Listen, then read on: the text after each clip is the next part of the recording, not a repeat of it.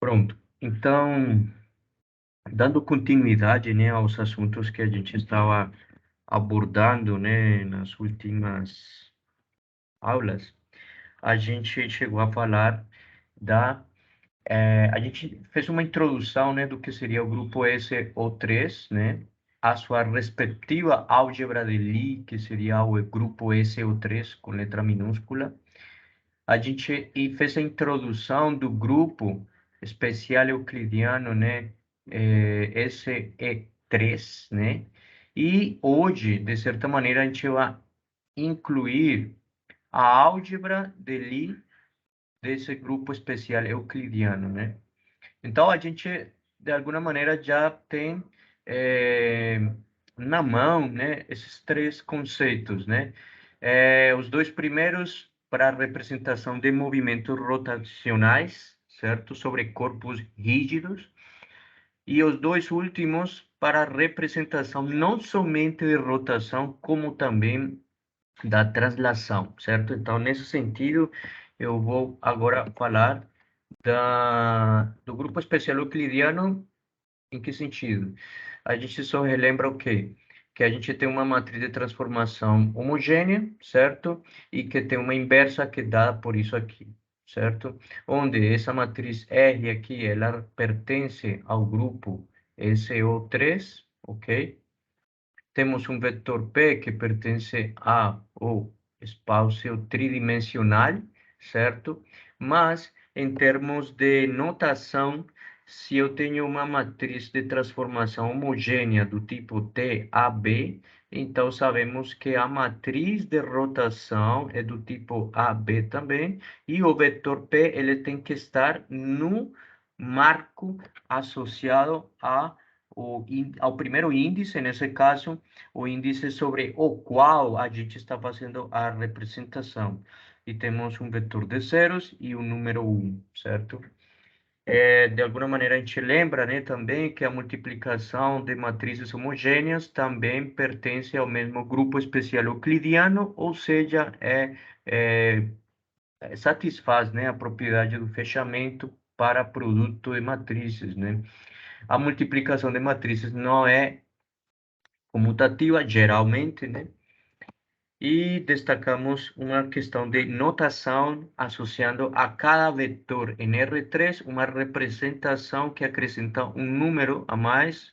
Nesse caso, a gente está acrescentando o número 1 para garantir a sua coerência com o conceito de coordenadas homogêneas, né? Então, as coordenadas homogêneas não são mais do que o próprio vetor em R3, só que com um elemento a mais. Bom, e a gente também falou do fato dessa transformação homogênea ela ser inerentemente uma transformação que garante, né, a conservação da norma, ou seja, uma isometria, e por outro lado também a gente comentou sobre a sua extensão, né, a partir daqui a gente pode estender para essa propriedade aqui, que é a propriedade do produto interno, certo? Hum, das transformações homogêneas. Bom, e hoje vamos introduzir esse conceito aqui que seria o de velocidade espacial no marco rígido, né? Então, analisemos nesse diagrama aqui, a gente tem um corpo, certo? Nesse corpo aqui rígido, né? A gente colocou dois marcos, um marco, certo? Esse, fixo, e um outro marco em uma pequena, vamos assumir que existe um ponto, né, uma partícula ou um ponto específico dentro do corpo sobre o qual a gente vai estudar o movimento. Em que sentido? Esse objeto tudo, esse corpo rígido, ele vai começar a rotar, certo? Ao redor de um eixo. Esse eixo é esse aqui, ó. Um eixo, um subespaço invariante, né? Um eixo, certo? Representado por um vetor unitário, que nesse caso seria ômega s, certo? E ao redor do qual eu posso executar duas coisas, ou um deslocamento angular, θ, ou um deslocamento com uma certa velocidade, θ ponto, certo? Por outro lado, esse mesmo ponto aí que a gente está falando, le vamos a atribuir um marco, certo? Esse marco será o marco B. Qual a ideia, então, da velocidade espacial? A velocidade espacial se refere, na verdade, a como se comporta esse ponto que eu escolhi com relação ao marco fixo que está dentro do próprio corpo rígido, né? Então, é como se a gente estivesse analisando partícula por partícula que compõe esse corpo rígido e analisássemos as velocidades do movimento dessa partícula, né? Então, se eu tenho esse eixo aqui e eu começo a girar ao redor desse eixo, esse corpo aqui, esse corpo rígido tudo, eu vou ter dois marcos a estudar. Um é o marco S, que é o fixo, certo? Ou seja, que o marco S ele está associado a uma partícula que não vai se movimentar, certo? Ou, em outras palavras, esse aqui vai ser meu marco que eu vou definir como um marco de referência, certo? Eu vou ter, então, movimentos dessa partícula ao redor desse eixo, mas essa partícula, ela termina executando, né, uma trajetória, como está aqui tracejado, certo? Uma trajetória ao redor de todo o corpo rígido, e como ela executa uma trajetória, então ela tem uma velocidade. Bom, temos esse vetor P aqui, certo? Esse vetor P, ele representa, né, a posição dessa partícula com relação à origem, né? Então, temos P. Evidentemente, esse P depende do tempo, né? Então, da mesma maneira, a gente também pode dizer, bom, se tem um vetor P que depende do parâmetro t, tempo. Então, a derivada dele deve ser tangente à trajetória que ele está executando, né? Então, eu quero colocar aqui assim, sim, tá? Tem um vetor p ponto, né? Esse p ponto, na verdade, seria o quê? Seria a velocidade tangencial, né, nesse caso, certo? Nesse ponto aí que a gente escolheu, certo? Então, em qualquer momento, em qualquer instante de tempo, eu posso calcular p ponto usando a derivada do vetor p, né, com relação ao tempo. Bom, mas aonde que eu quero chegar com isso aí?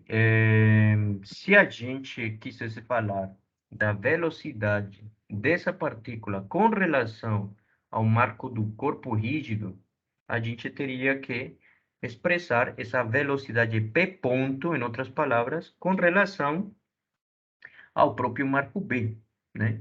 Ou seja, nesse caso seria, digamos, o caso mais simples de entender em que sentido, porque a velocidade da partícula em questão que eu escolhi está dentro do próprio marco B. Então, não precisamos de fazer muita coisa, né? Nesse sentido, o que estamos dizendo é o quê? Se eu tenho P a, com relação a S, né? Por exemplo, esse vetor P aqui, ele está com relação a S, né? Porque eu começo em S e termino em V, né? Então, esse P, ele está em S, certo? Então, eu posso utilizar o quê? Os conceitos que a gente tem sobre matriz de transformação homogênea e fazer uma reconstrução, certo? Da velocidade dessa partícula agora no marco B, né? Então, como eu quero ir para o marco B, certamente eu preciso de uma matriz que seja desse tipo, né? Tal que quando eu multiplique por PS, eu termine indo para PB, né? Então, pronto, isso seria um primeiro fato, né? Nas aulas anteriores, a gente também teve um caso em que a gente disse, se eu tenho R de SB a menos 1 vezes R SB ponto, eu tenho, então, ômega B, né?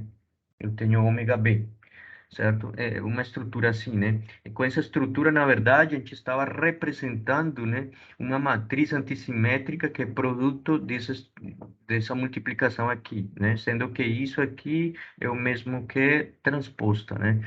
Mas, na verdade, essa estrutura aqui nos deu um elemento da álgebra de Lie, que era esse aqui.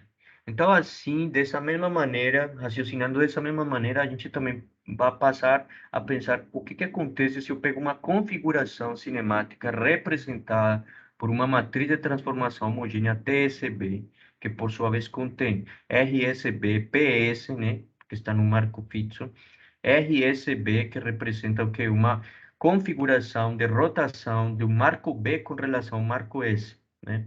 Então, se eu pego essa matriz e aplico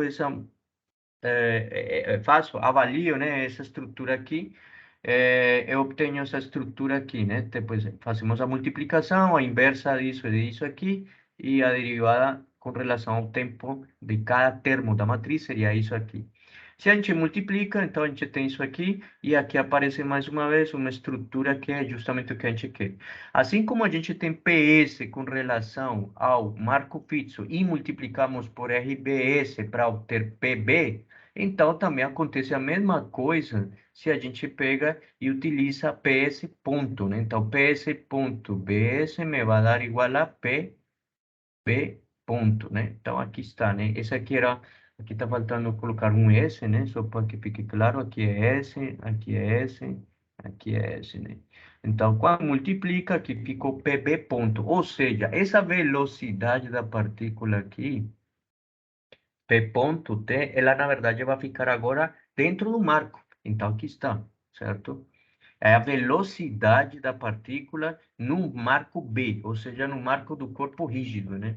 E essa multiplicação aqui, a gente já sabe, é justamente isso aqui, né? Então, reemplaçamos por isso aqui.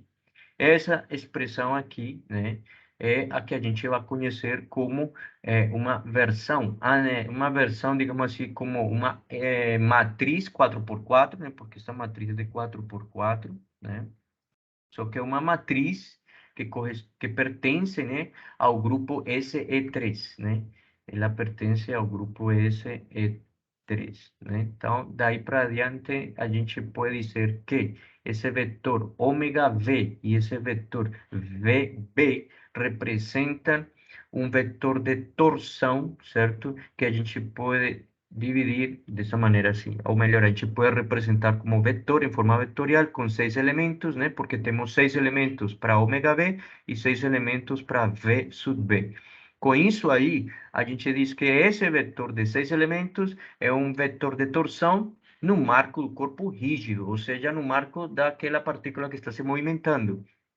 Mas, ainda assim, como a gente fez essa multiplicação aqui e obteve esse resultado, essa matriz, é, em outras palavras, o mesmo vetor de torção, só que representado em uma forma que corresponde a um elemento da álgebra de Lie do grupo SE3. Então, a representação muda, né? A representação aqui está em forma matricial, né? Em forma matricial como elemento do grupo SE3 e aqui está como em forma vetorial pertencendo a ao espaço de 6 dimensões, né?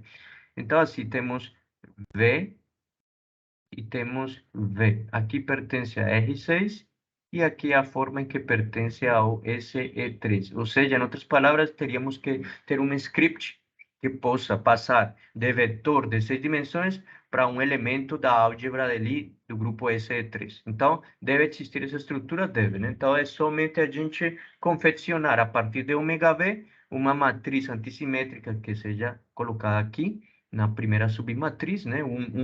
Da matriz da matriz do grupo SE3 e o demais seria o vetor. O próprio vetor V sub B, ele vai ficar aqui, né?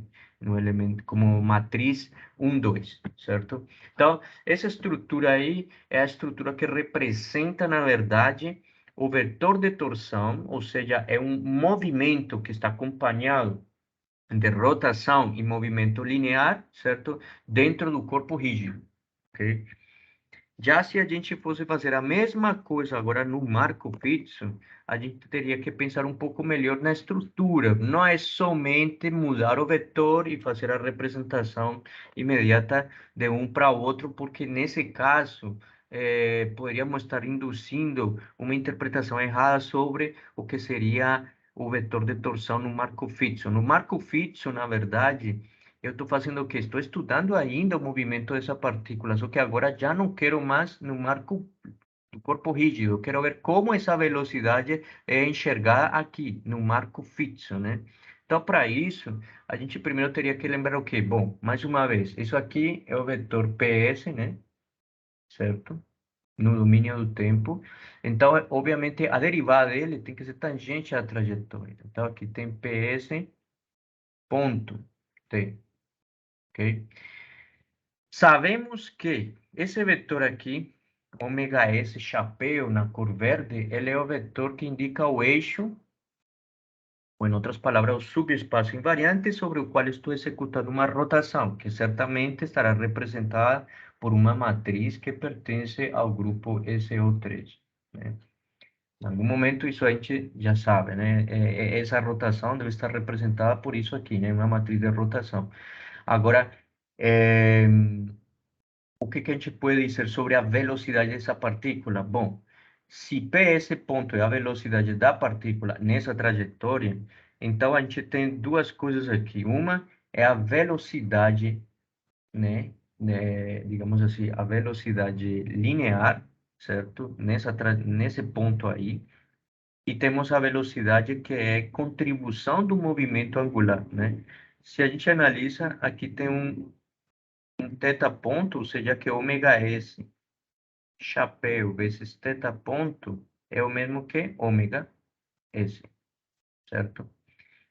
Então, ômega S é uma velocidade. Se eu aplico o produto cruz desse ômega, né, com P, né, que nesse caso é o produto cruz com PS, certo? Eu vou ter um vetor que é justamente esse que está aqui na cor laranja. Ou seja, esses três vetores são perpendiculares entre si, são todos ortogonais entre si, né? PS com ômega S vezes PS e ômega S. Os três são ortogonais entre si, né? E como isso aí é uma contribuição, então eu vou somar com a velocidade linear, certo? O movimento linear, e isso me tem que dar P ponto, né? Que é justamente o que temos aqui, certo? Ah, mas o que na verdade o que me interessa a mim aí é o quê? Não é ômega S, porque ômega S eu já sei. O que me interessa não é PS, porque PS é uma distância, certo? O que me interessa na verdade é VS, que é a velocidade linear, certo? Dessa partícula, só que vista no marco S, ou seja, aqui eu quero isso aqui, certo? Então, por isso a gente faz o quê? Colocar Vs de um lado, fica PS ponto menos ômega S produto cruz com PS, certo? Esse menos a gente coloca em quem? Coloca em PS, não coloca em ômega S para não alterar o sentido do giro. Então, para manter uma coerência, a gente pode colocar isso aqui, mais ômega S produto cruz com menos PS, ou seja, esse PS que está indo de S para PS agora muda o sentido, né? Ou seja, em outras palavras, ele vai começar aqui e termina aqui. E aí ficou menos PS. E então, a estrutura mudou em que sentido? Mudou que, na verdade, o PS, que era positivo, quando estamos falando de B, que tem todo sentido, né? Porque eu quero representar em B, então o vetor tem que começar em S e chegar em B. Mas como agora eu quero de B para S, então faz totalmente sentido mudar o sentido do vetor, né? Mudar a direção do vetor PS, né? E aí temos como resultado uma estrutura como essa aqui. Observemos que se a gente multiplica isso por isso aqui, contrário ao que a gente fez anteriormente, né? A inversa pela derivada, aqui é a derivada pela inversa, a gente tem isso aqui. E esse produto aqui, ó, essa expressão aqui é justamente isso aqui, né? Só que escrito de outra maneira, né? Por quê? Porque temos que RSB, RS P vezes RSB transposto é o mesmo que ômega S, né?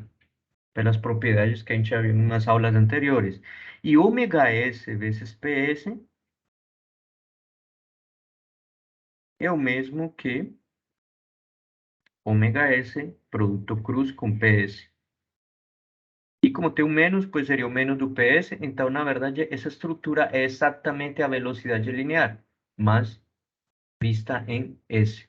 Essa estrutura aí nos dá o quê? Mais um outro elemento da álgebra ali do grupo SE3, só que agora vai ser em termos do marco fixo. Então, temos duas coisas, né, até o momento. Temos o VS escrito como a multiplicação dessas duas matrizes de transformação homogênea, uma sendo a derivada e a outra a inversa, e temos a outra em que a ordem da multiplicação me muda também o marco com o qual eu estou fazendo a observação do vetor de torção. Então, temos duas maneiras de ver o vetor de torção aqui, tá? Considerações. V sub B é a velocidade de um ponto na origem, dB, expressado em B. E já ves, opa, aqui houve um erro aqui escrita, aqui era V sub S, né? É a velocidade de um ponto na origem de S expressado em S, tá? E temos essas duas estruturas que acabei de mencionar. Logo, eu posso pegar essa aqui, certo? Temos TSB inversa e temos TSB ponto. Mas esse TSB ponto, usando essa primeira expressão, nos permite escrever dessa maneira aqui, né? Já que VS, né, vezes TSB é o mesmo que TSB ponto. Então, é só substituição e temos isso aqui. Essa estrutura aí, de V sub V igual a TSB a menos 1 VS TSB, é uma representação adjunta de quem?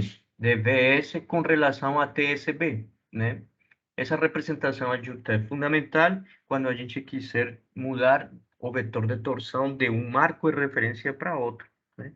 Observemos que aí temos VS, né? VS e a própria matriz de transformação homogênea que eleva qualquer elemento do marco B para S é o que se encarrega de fazer essa mudança de marco do vetor de torção em S para o marco B. Então, observemos que a estrutura contrária é essa aqui, né? E dá para a gente extrair isso facilmente dessa aqui, né? Aplica a inversa de TSB a ambos lados, vai ficar uma coisa assim, né? A inversa pela esquerda. Depois aplicamos a inversa pela direita. E aí fica TSB menos 1 e fica isolado, fica VS, né?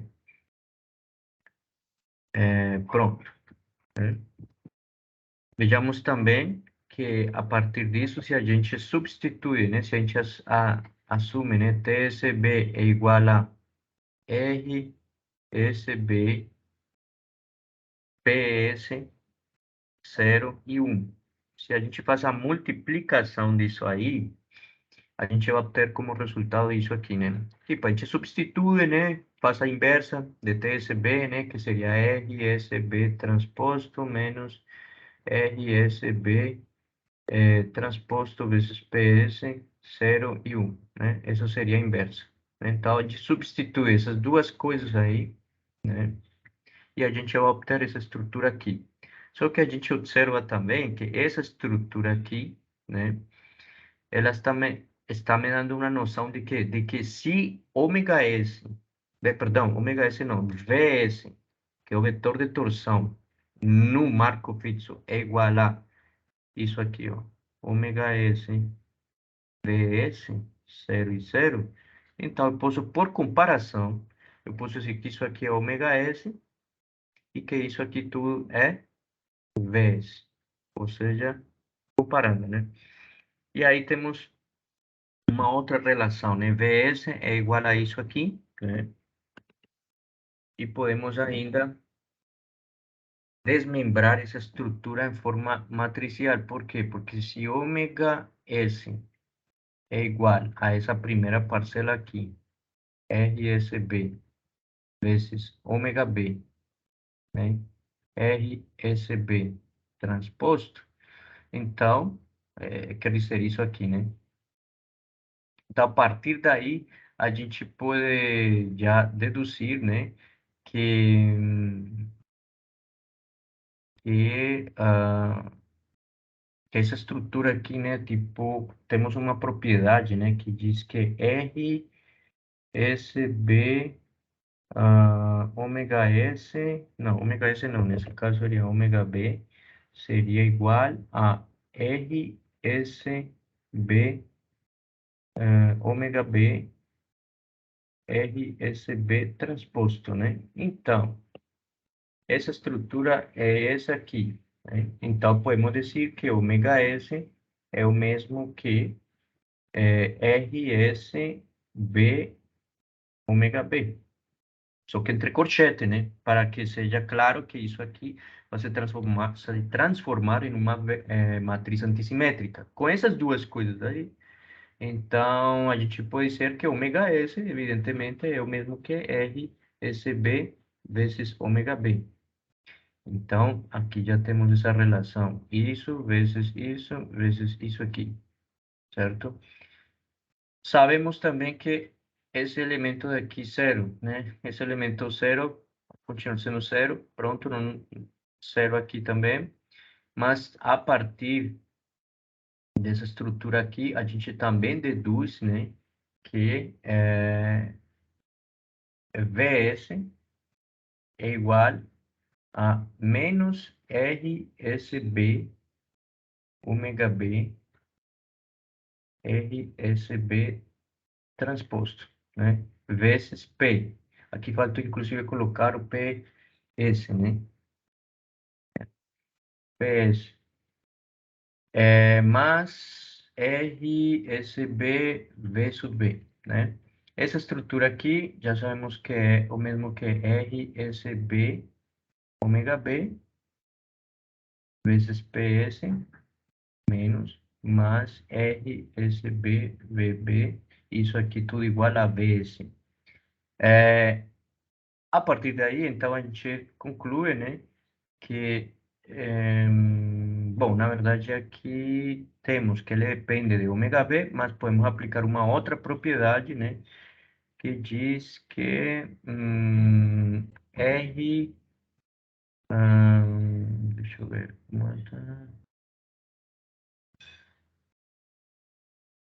R, a gente pode colocar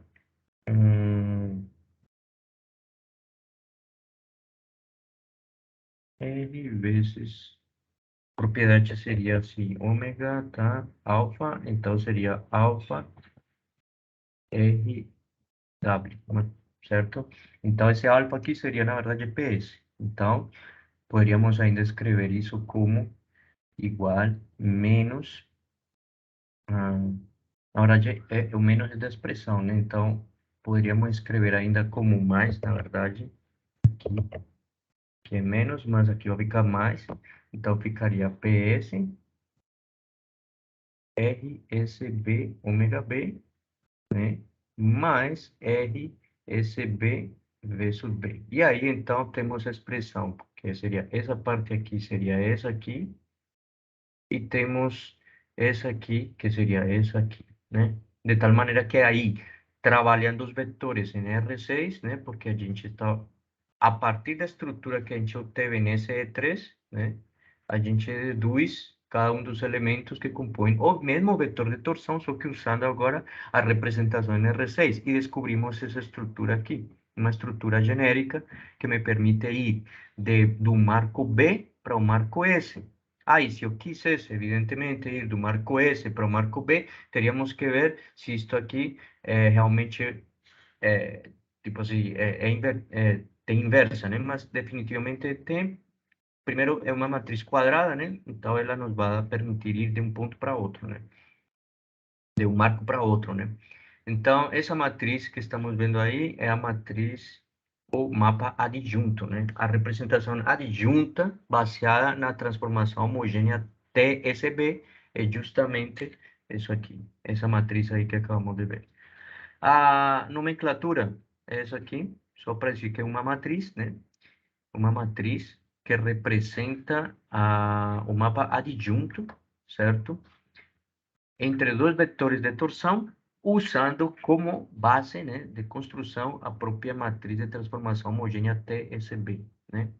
B sub V, na verdade, nesse caso seria como se fosse o meu vetor de torção, né, em B, e VS é meu mesmo vetor de torção, só que no marco fixo S, tá? E dessa maneira, então, a gente conclui, né, que a representação adjunta, né, pode ser, digamos, escrita dessa maneira aqui, que é a que a gente falou inicialmente quando mostrei isso aqui, né, representação adjunta, né, ou você faz a representação imediatamente com essa matriz aqui, certo? Então, se eu tenho um vetor de torção qualquer, um vetor de torção qualquer, certo? Eu tenho duas maneiras para mudar ele de marco. Uma usando a representação adjunta, certo? De quem? De uma transformação homogênea que certamente, né, tem a ver com o marco alfa e algum outro marco que eu queira. Então, deve ser, em algum caso, né, nesse caso, eu preciso que essa transformação homogênea represente todo elemento do marco alfa com relação ao marco beta, que seja o meu marco objetivo, né? E aí eu vou ter uma matriz. Aí, o que que eu faço? Eu pego V em alfa, multiplico por essa matriz e vou obter o mesmo vetor de torção, só que em beta. E a outra estrutura é simplesmente pegar a própria transformação homogênea, beta-alfa, multiplica pela sua representação como elemento da álgebra de Lie. Então fica beta V-alfa e multiplica por T beta-alfa a menos 1. Então, tem duas maneiras, só que as duas maneiras são exatamente, coincidem exatamente. Por quê? Porque a gente viu nessas expressões aqui, vai resultar em uma matriz, né, única. Se a gente tem duas representações adjuntas, nesse caso, duas matrizes de transformação homogênea, TSV e TBC, tipo TSB e temos TBC. E aí eu faço multiplicação das duas. Porque se eu faço a multiplicação das duas, eu vou ter isso aqui, ó, certo? Essa matriz pega qualquer configuração no marco B e representa no marco S. E a outra pega qualquer configuração do marco C e representa no marco B. E a multiplicação, do jeito que estou colocando aqui, nessa ordem, iria representar qualquer configuração do marco C dentro do marco S. Então, tecnicamente, a gente pode ter, claro, para cada uma dessas transformações homogêneas, uma representação homogênea. Perdão, uma representação adjunta. Aí a gente faz a multiplicação dessas duas matrizes, né? Que são isso aqui é como se fosse a adjunta, certo? A representação adjunta com relação a TSB. E aqui como se fosse a representação adjunta com relação a TBC. Fazemos a multiplicação e obtemos isso aqui, certo? Só que ainda assim, podemos analisar o seguinte: essa multiplicação, quando a gente faz, né, TSB, BC, vai terminar isso aqui, certo? E a representação adjunta dessa matriz vai dar isso aqui, né? Sendo que isso aqui é como se fosse um vetor só. Então, ele vai entrar no corchete, né? E multiplica por RSC, né? Ok. Mas notemos que o que está dentro do corchete, né, foi propriedade distributiva, porque querendo ou não, isso aqui é uma representação antissimétrica do que está dentro do corchete. Então, essa representação antissimétrica, ela satisfaz, né, a soma, ou seja, nesse caso é linear, podemos separar em duas parcelas, e vemos que RSC multiplicado por isso aqui, por sua vez, a gente sabe que é RSB, PB, RSB transposto. E ainda mais multiplica por isso aqui, por RSC. Só que RSC vezes isso aqui, que é o mesmo que RBS, RSC, é o mesmo que RBC. Ou seja, temos essa estrutura aqui. E por outro lado, PS vezes RSC está aqui. Então, essas duas matrizes são iguais. Conclusão: a matriz adjunta do produto das duas transformações homogêneas é o mesmo que o produto de cada adjunta associada a cada transformação homogênea. Resumindo, em outras palavras, é isso aqui. Isso aqui é interessante porque no momento que a gente precisar fazer uso da adjunta para confeccionar uma matriz de transformação homogênea, a gente sabe que a multiplicação das matrizes de transformação homogênea estão diretamente ligadas com a multiplicação de suas versões adjuntas. Tá? Nesse exemplo por aqui, né? A gente tem o quê? Bom, temos um carrinho, né? Nesse carrinho a gente tem o quê? Só para deixar claro aqui, porque o conceito fica claro de que maneira aqui. A gente sabe que tem dois vetores. Esse vetor aqui, por exemplo, esse ponto aqui representa digamos assim, um ponto qualquer no espaço, certo? E sobre ele eu quero analisar o vetor de torção. Embora seja um carrinho, né? O vetor de torção a gente pode associar a qualquer movimento que misture movimento linear e movimento angular. Então, aqui, por exemplo, ele está dizendo que RS, ou seja, o vetor R que representa esse ponto aqui, medido a partir do marco fixo, esse é 2 menos 1, 0. Já RB, que é o mesmo ponto R, só que medido a partir do marco B, é esse aqui, certo? No entanto, ele quer que a gente calcule os vetores VS,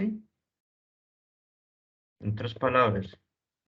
Deixa eu fechar isso aqui. Ele quer isso aqui e quer isso aqui, né? Mas sabemos que VS é o mesmo que ômega S, VS, e sabemos que isso aqui, o vetor de torção, né, no marco do corpo rígido, é ômega B, V sub B. Então, para isso, a gente pode, primeiramente, analisar os vetores, né? Tipo, precisamos de uma matriz de transformação homogênea.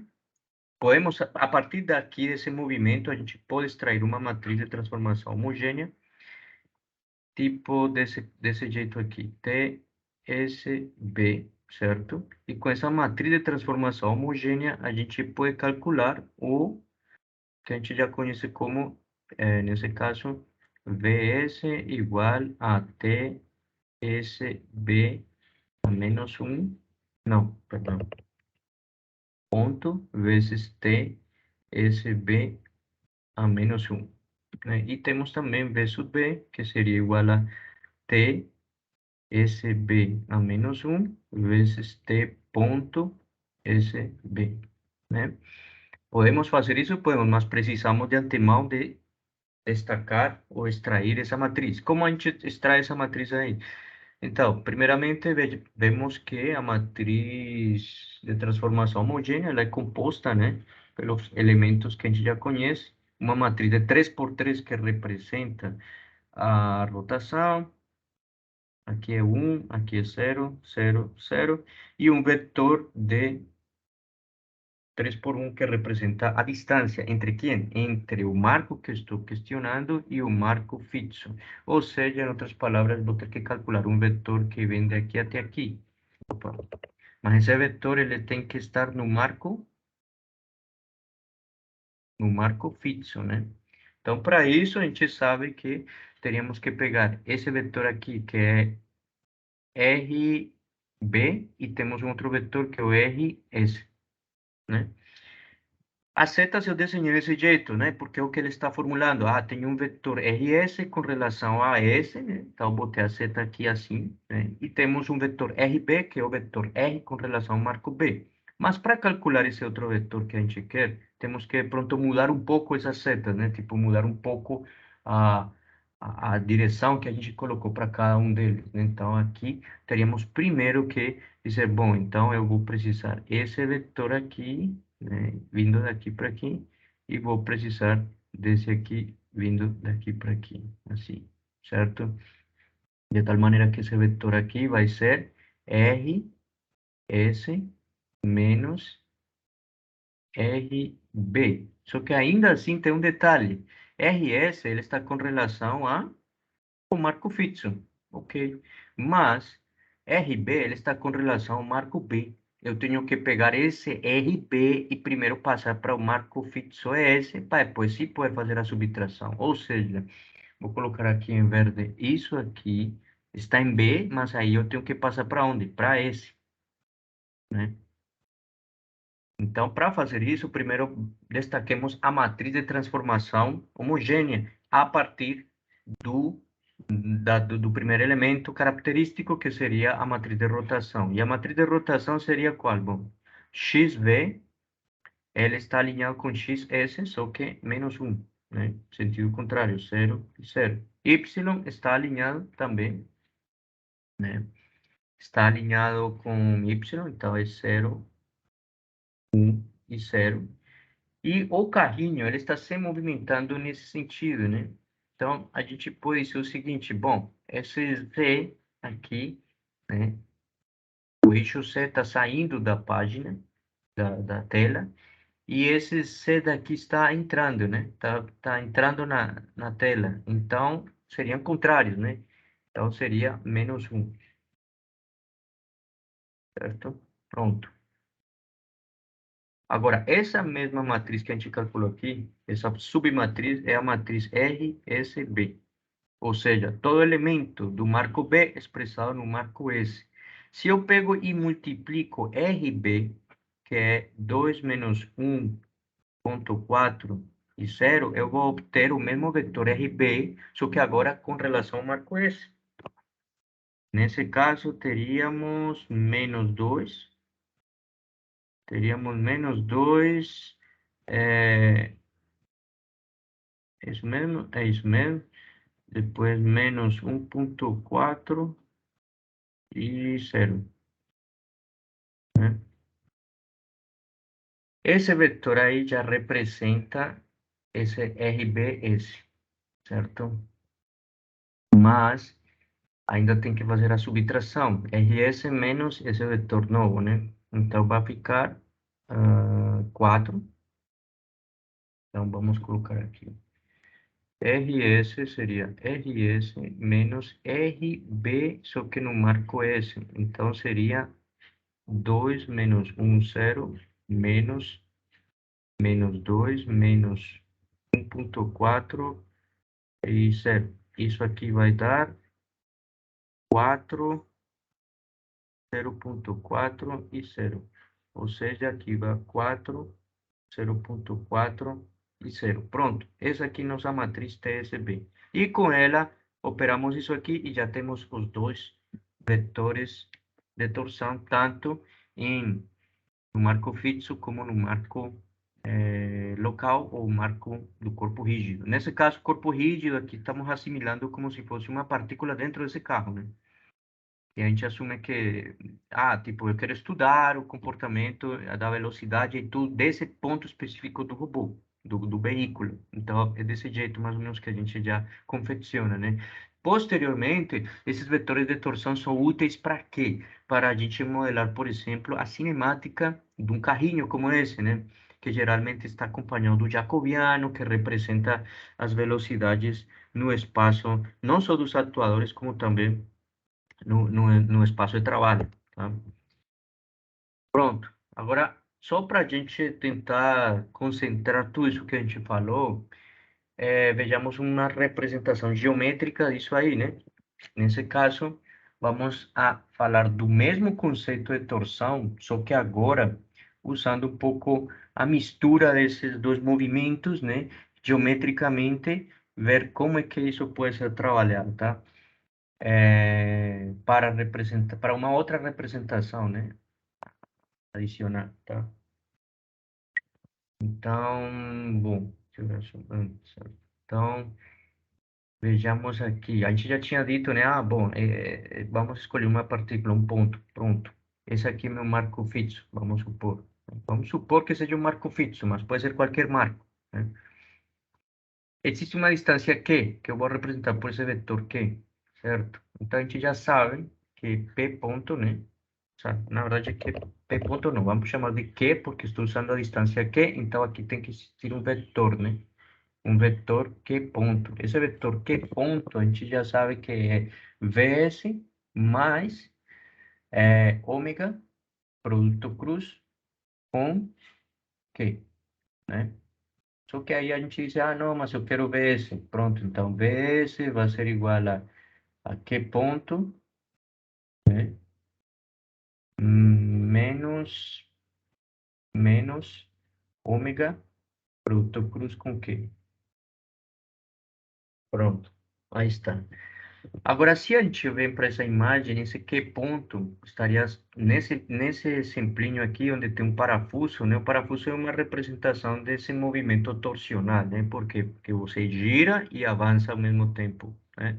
Então, você tem uma mistura de dois movimentos, um movimento linear e angular, certo? Sendo que nenhum desses dois movimentos é independente. Em um parafuso, você movimenta, gira ele e ele avança, gira em sentido contrário, ele recua. Então, é uma maneira, digamos que, didaticamente falando, apropriada para dizer o quê?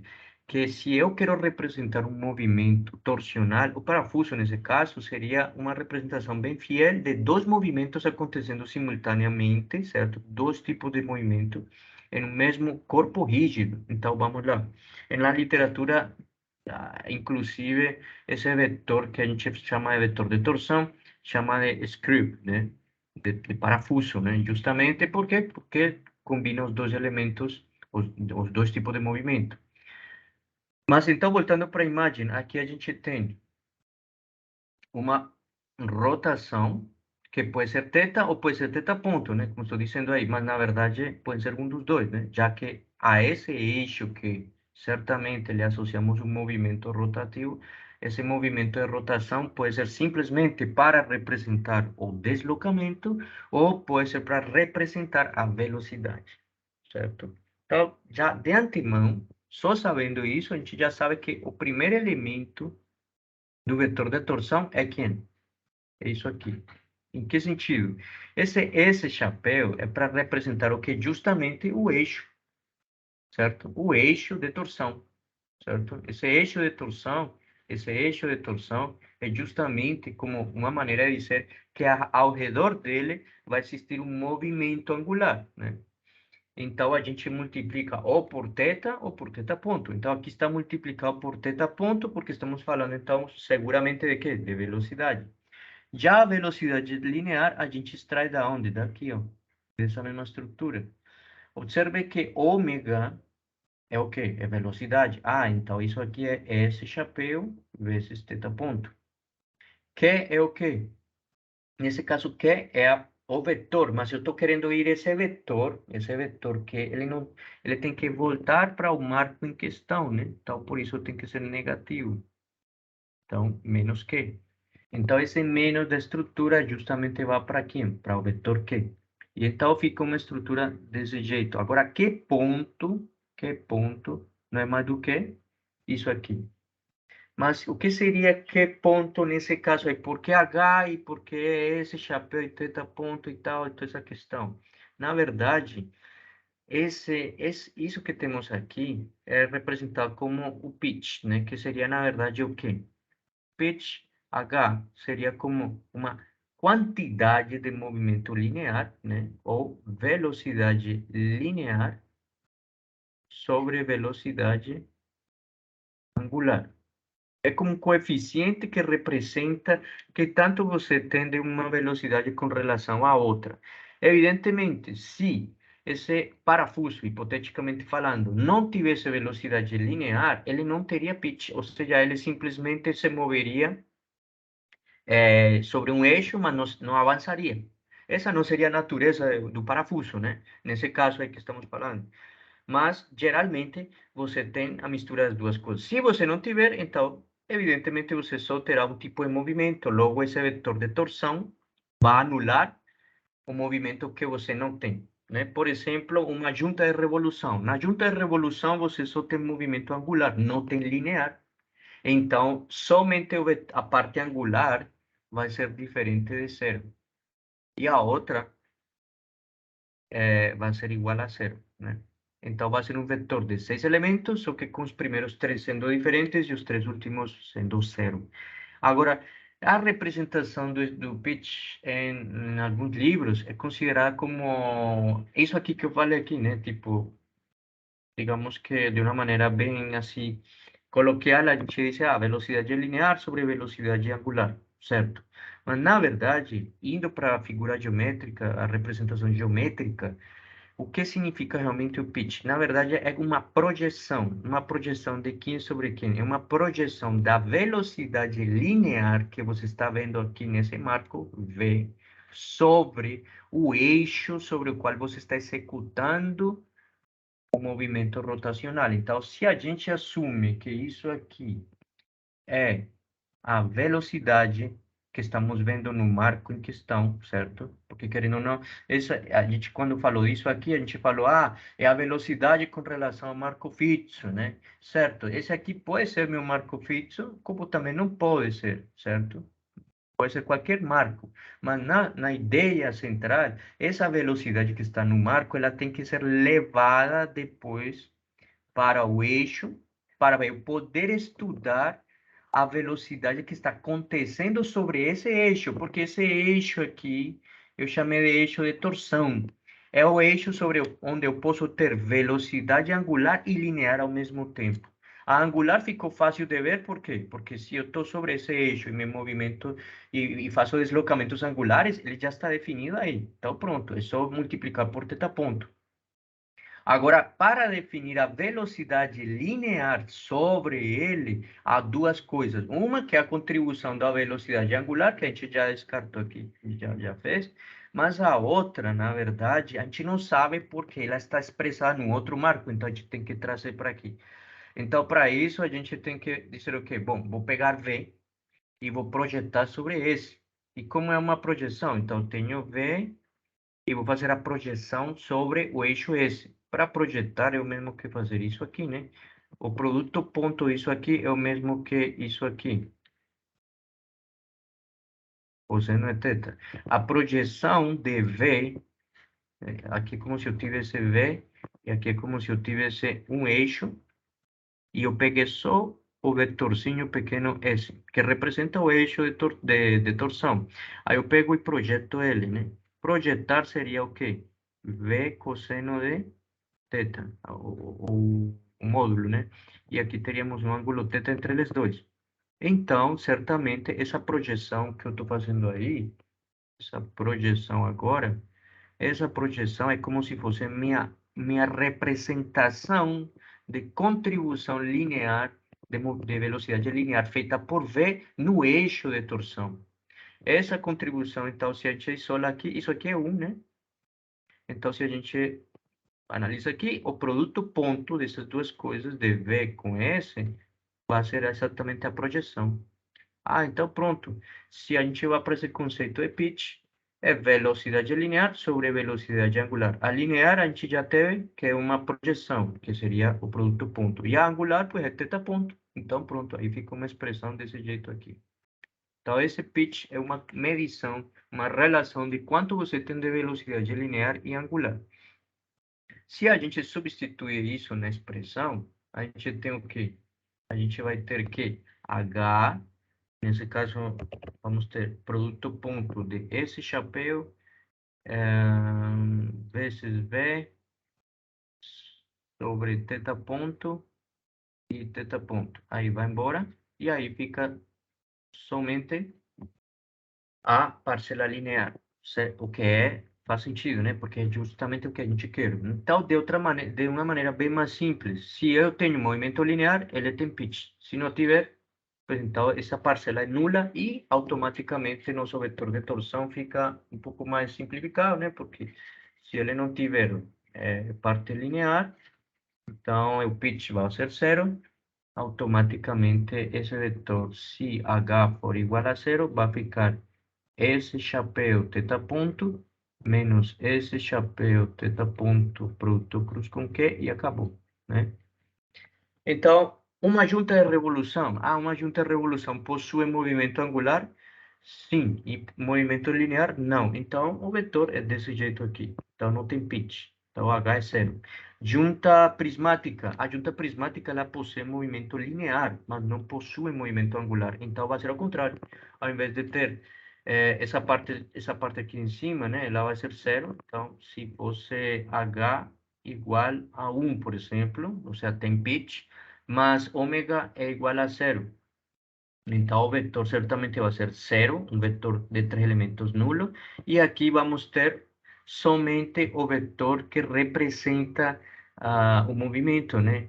linear. Nesse caso, depende do marco de referência, mas a gente vai ver isso posteriormente na próxima aula, onde eu vou trabalhar já com vários exemplos. A partir da próxima aula, eu vou já tentar aplicar isso em outras, em algumas simulações que a gente tem no VREP, né?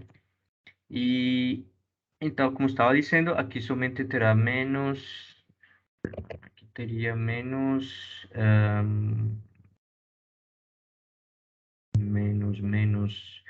menos não, H, S, chapéu, teta ponto, né? Sendo que esse S aqui é um vetor que está associado com a torção, mas como a torção somente tem movimento linear, então, que é uma das considerações que eu vou falar daqui a pouco, ele só pode ser definido em função da velocidade linear. Mas, basicamente, o pitch, ele define justamente isso. Se você tem mistura de dois movimentos, ou seja, linear e angular, ou se você só tem ou linear ou angular e já. Né? Então, esse vetor de torção que a gente está definindo aqui vai ser fundamental para elaborar os scripts das próximas aulas, né? E poder assim representar movimentos de uma cadeia cinemática qualquer, tá? Considerações sobre isso, antes de a gente dar um fechamento nisso aí. Se a gente observa isso aí, né? Esse vetor de torção que a gente definiu, a gente pode isolar θ, né? Colocar para fora, né? E fica desse jeito aqui, certo? Esse vetor que ficou aqui é o que se conhece como vetor de movimento de torção, e na literatura como script, né? Ou seja, ele tem uma parcela associada a esse chapéu, que é justamente o eixo onde está sendo executado o movimento linear e ou angular, e tem uma composição com uma distância em relação a um marco qualquer e o pitch para definir a velocidade linear, certo? Nesse eixo de torção. Então, assim, já com essas duas coisas aí, a gente pode dizer, bom, então se eu tenho um vetor de torção que representa a velocidade ou deslocamento angular e linear, então eu tenho também isso aqui. Ou eu tenho também isso aqui. Umas duas coisas. Aqui estou falando de posição angular, aqui vou estar falando de velocidade linear. Nesse sentido, aí o que a gente está tentando dizer é o quê? Que esse vetor S é fundamental para poder expressar qualquer tipo de movimento de um marco com relação a outro. Essa é a pequena parte onde a gente já começa a questionar um pouco, né, a cinemática direta, porque em uma cadeia cinemática você vai encontrar vários marcos que estão sendo envolvidos para produzir um específico movimento, mas entre esses marcos existe uma relação, certo? E essa relação deve ser satisfeita. Para essa relação ser satisfeita, a primeira coisa que a gente precisa conhecer são esses vetores de torção, tá? E com esses vetores de torção, a gente consegue modelar as famosas matrizes de transformação homogênea, que é a parte onde eu quero me deter com mais tempo para fazer os scripts, né? E para elaborar, né, os algoritmos, não somente de confecção, né, de transformação homogênea, como também de transformação inversa, né, para poder fazer a operação inversa, né?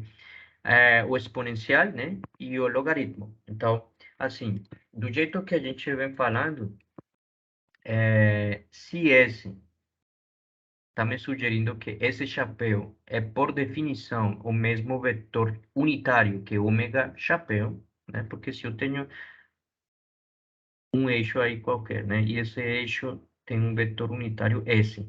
E ao redor dele eu estou executando um movimento de valor θ ou uma velocidade de valor θ ponto, então isso significa que aí também deve ter um vetorzinho unitário, que é ômega chapéu. Então essas duas coisas devem ser idênticas. Pronto, por definição podemos dizer que pode ser isso aí.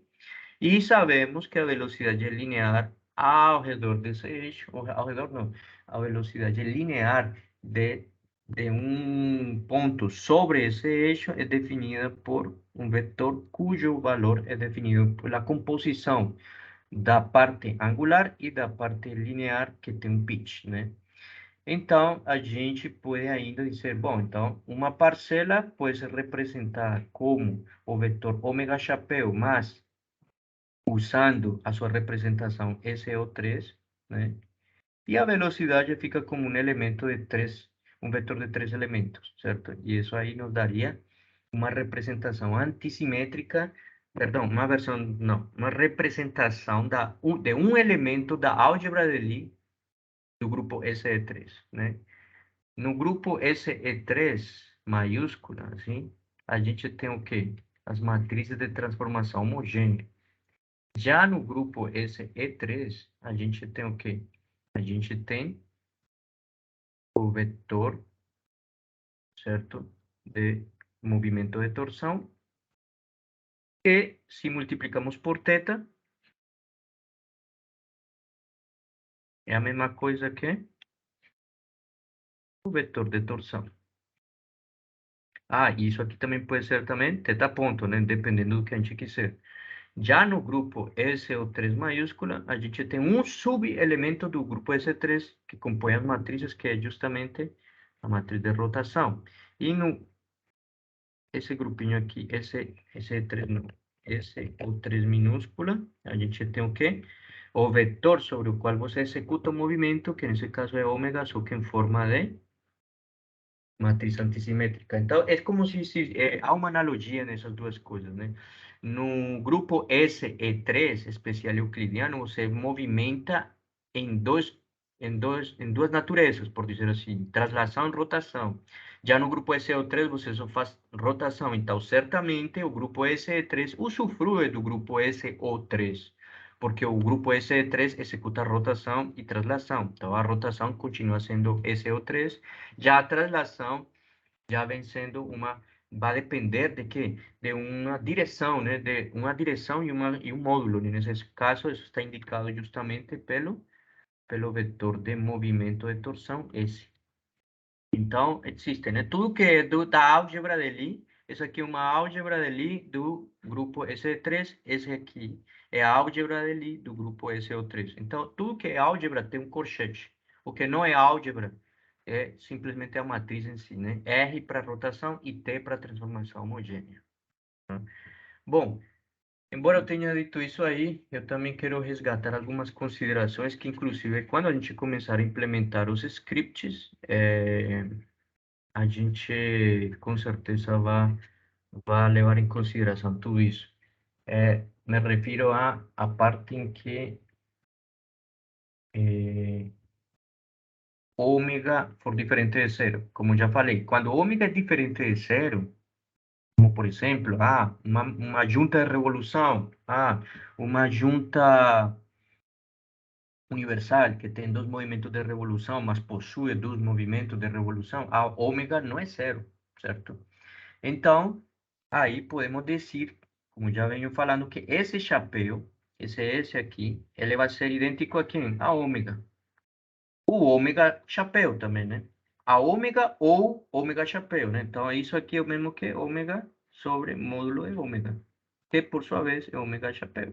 Então, a gente pode definir isso aqui. Então, quando a gente for fazer os scripts, né? Que a partir da próxima aula eu vou começar a fazer vários scripts já para começar a fazer algumas aplicações mais específicas, aí a gente vai ter momento para ver que a velocidade angular, o eixo da velocidade angular é exatamente o eixo de torção. Então, com essas duas coisas aí, a gente para rever um pouco essa questão sobre qual eixo eu vou me movimentar, né? Então, se eu vou me movimentar sobre o eixo X, por exemplo, então o vetor da base canônica 100 pode... Opa, que eu fiz aqui? O vetor 100 pode ser meu vetor S chapéu, né? É isso que a gente quer. Por quê? Porque ele tem que ser unitário, né? Então, a gente escolhe um que seja conveniente ao que a gente quer, né? Mas Para isso ser conveniente também depende como você colocou os marcos, né? Lembrando que existe uma liberdade enorme para você colocar os marcos, né? Você pode colocar como você quiser, mas se você sabe que vai definir uns vetores de torção, já coloque eles, facilitando isso também, por que não? Né?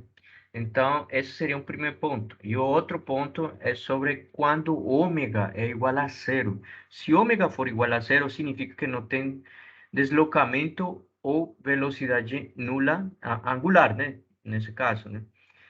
Como ômega é zero e isso aqui é o mesmo que ômega e v, e se isso aqui é zero, então é porque certamente esse chapéu θ vai ser igual a zero. Se temos menos esse chapéu θ, produto cruz Q, mais H, esse chapéu θ, isso aqui também vai dar zero. Mas se a gente segue esse raciocínio de que ômega é zero, então isso aqui também seria zero, então não teria movimento. Mas não, na verdade aí é onde vem a pequena ressalva. Se ômega é igual a zero, o vetor de torção não pode ser definido a partir de ômega, como a gente vem falando, né? Não, aí na verdade, evidentemente, se só tem movimento linear, eu tenho que ter um vetor que represente o movimento. Já que esse movimento é linear, então esse chapéu já não vai ser mais representado por ômega, sino por V. Então, se eu tenho, por exemplo, um movimento linear em uma junta prismática, ela não possui velocidade angular sobre seu eixo, ela só possui movimento linear. Então, eu pego e coloco um vetor unitário que representa esse movimento linear no eixo que a gente quer e que é conveniente, né? Dependendo da disposição dos marcos. Então, aqui, isso aqui vai dar zero, porque θ é zero, mas aqui não vai dar zero. Aqui vai ficar h, que é o pitch, que vai ser, nesse caso, velocidade linear sobre angular. Vai ter velocidade linear, ok? Mas esse chapéu vai ser um vetor unitário. Então, nesse sentido, o que eu estou falando aqui vai ser basicamente essa estrutura aqui, né? Zero e o vetor unitário em forma de, em termos da velocidade linear, tá? Bom, assim, como eu já tinha falado, não pode demorar muito. Deixa eu, peraí, parar aqui a gravação.